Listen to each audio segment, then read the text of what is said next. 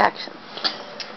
In Congress, July 4th, 1776, a declaration by the representatives of the United States of America in General Congress assembled.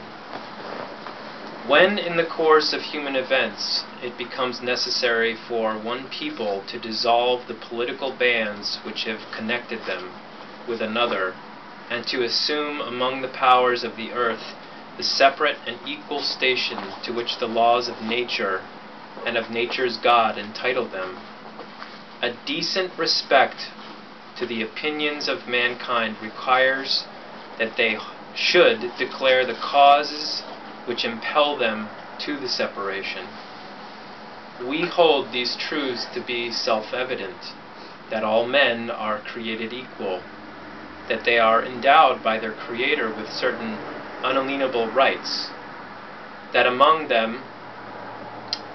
these are life, liberty, and the pursuit of happiness, that to secure these rights, governments are instituted among men, deriving their just powers from the consent of the governed, that whenever any form of government becomes destructive to these ends, it is the right of the people to alter or to abolish it, and to institute new government, laying its foundation on such principles and organizing its powers in such form as to them shall seem most likely to affect their safety and happiness. Prudence, indeed, will dictate that governments long established should not be changed for light and transient causes. And accordingly, all experience hath shown that mankind are more disposed to suffer, and while evils are sufferable, that to right themselves by abolishing the forms to which they are accustomed. But when a long train of abuses and usurpations, pursuing invariably the same object, evinces a design to reduce them under absolute despotism, it is their right, it is their duty to throw off such government and to provide new guards for their future security. Such has been the patient sufferance of these colonies, and such is now the necessity which constrains them to alter their former systems of government. The history of the present King of Great Britain is a history of repeated injuries and usurpations, all having in direct object the establishment of an absolute tyranny over these states. To prove this, let facts be submitted to a candid world. He has refused his assent to laws, the most wholesome and necessary for the public good. He has forbidden his governors to pass laws of immediate and pressing importance, unless suspended in their operation till his assent should be attained. And when to be suspended, he has utterly neglected to attend to them. He has refused to pass other laws for the accommodation of large districts of people, unless those people would relinquish the right of representation in the legislature, a right inestimable to them and formidable to tyrants only. He has called together legislative bodies at places unusual, uncomfortable, and distant from the depository of their public records, for the sole purpose of fatiguing them into compliance with his measures. He has dissolved representative houses repeatedly for opposing with manly firmness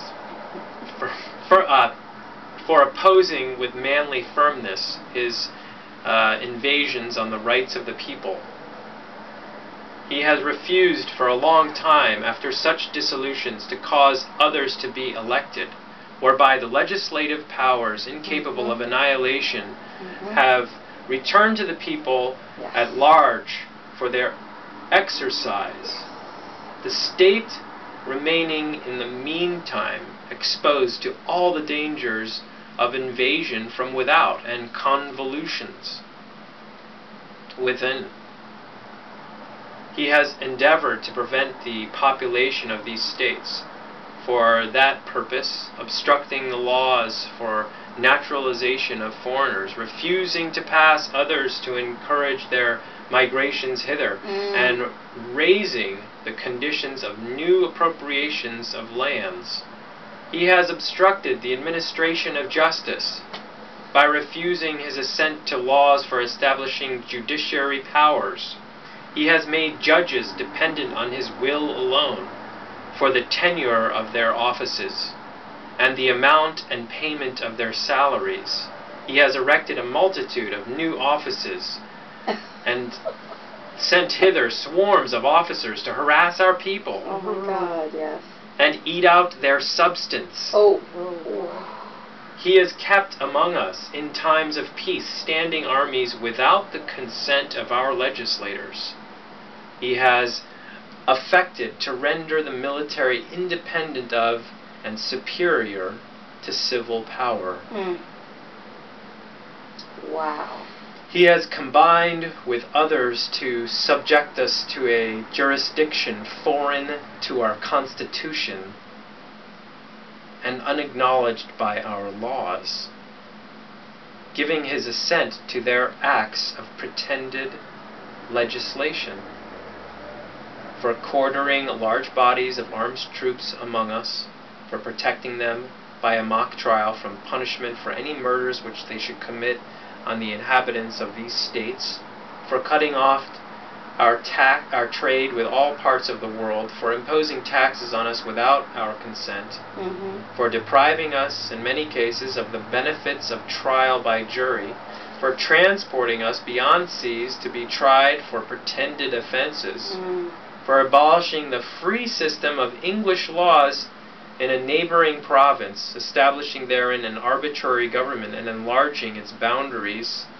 so as to render it at once an example and fit instrument for introducing the same absolute rule into these colonies, for taking away our charters, abolishing our most valuable laws, and altering fundamentally the forms of our governments, for suspending our own legislatures and declaring themselves invested with power to legislate for us in all cases whatsoever. He has abdicated government here by declaring us out of his protection and waging war against us. He has plundered our seas, ravaged our coasts, burnt our towns, and destroyed the lives of our people. He is, at this time, transporting large armies of foreign mercenaries to complete the works of death, desolation, and tyranny, already begun with the circumstances of cruelty and perfidy, scarcely paralleled in the most barbarous ages, and totally unworthy the head of a civilized nation. He has constrained our fellow citizens taken captive on the high seas to bear arms against their country, to become executioners of their friends and brethren, and to fall themselves by their hands. He has excited domestic insurrections among us, and has endeavored to bring on the inhabitants of our frontiers the merciless Indian savages, whose known rule of warfare is an undistinguished destruction of all ages, sexes, and conditions. In every stage of these oppressions, we have petitioned our redress in the most humble terms. Our repeated petitions have been unanswered only by repeated injury, a prince whose character is thus marked by every act which may define a tyrant, is unfit to be the ruler of a free people. Nor have we been wanting in attentions to our British brethren. We have warned them from time to time of attempts by their legislature to extend an unwarrantable jurisdiction over us. We have reminded them of the circumstances of our emigration and settlement here. We have appealed to their native justice and magnanimity, and we have conjured them by the ties of our common kindred to disavow these usurpations which would inevitably interrupt our connections and correspondence. They too have been deaf to the voice of justice and consanguinity. We must therefore acquiesce We have to look up all those words. in the necessity which denounces our separation and hold them, as we hold the rest of mankind, enemies in war, in peace, friends.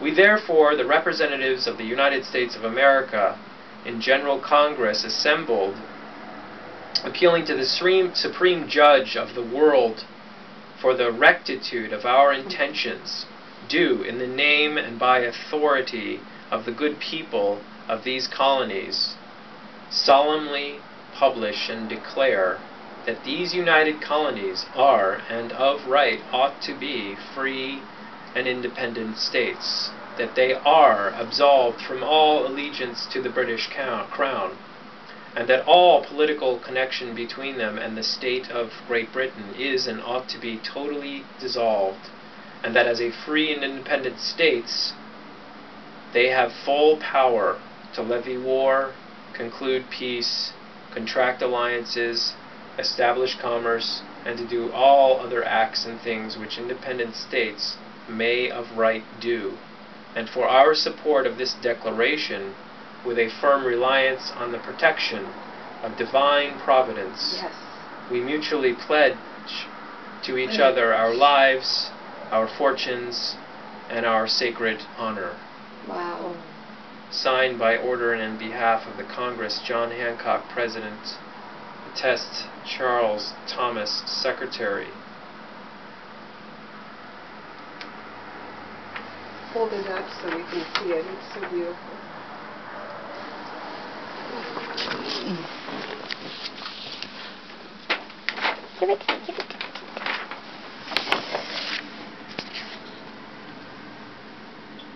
What was that word?